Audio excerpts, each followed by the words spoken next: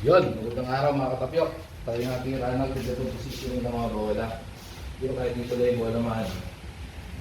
Tirang ilalim kaliwa tayo dito, katampal. Hindi masyadong malis yung bola man, no? Pero okay lang. Tayo natin packet yung bola man, pupuntang tres. Ilalim kanan naman tayo dito.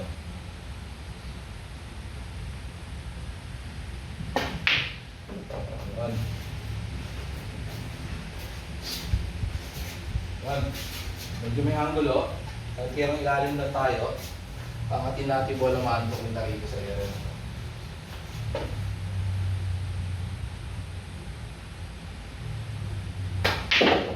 Yan.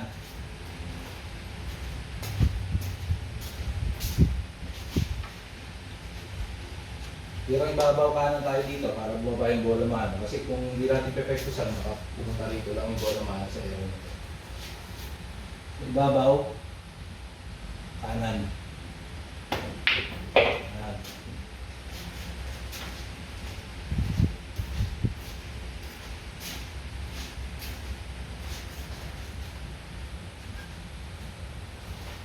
Siguro try ko lang tirahin ito ng medyo may pektos ng konti sa gilid sa kaliwa para lang hindi masyadong lumayo yung bola man. Tapos pakitin natin bola man, at least dapat makating sa area na to. Parang kahit ibabaw lang tira natin, pwede naman.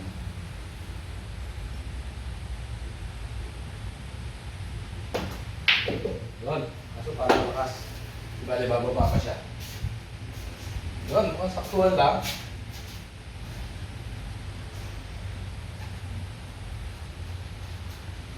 So medyo kaliwa ang tira natin, kanan, para pagbanda, medyo pag ganito yung bola mano. So medyo kanan na ibabaw, kahit kanan ibabaw lang siguro. Ilalimin ko na ng konti. Kanan ilalim. Yun.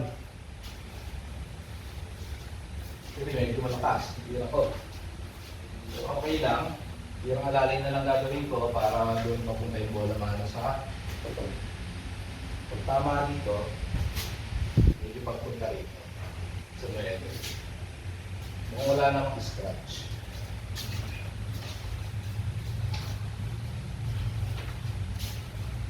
Kahit ibabaw na lang tira ko dito, alalay na.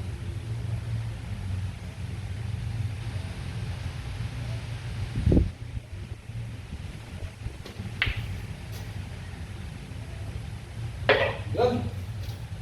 Saktuhan lang. Hindi yung alalay natin, saktuhan. Sakto ba? Sakto ang ating tako. Tirang last ball na tayo. Yun. Dahil tayo sa ranat ulit mga katapyok. Hanggang sa muli. Maraming salamat.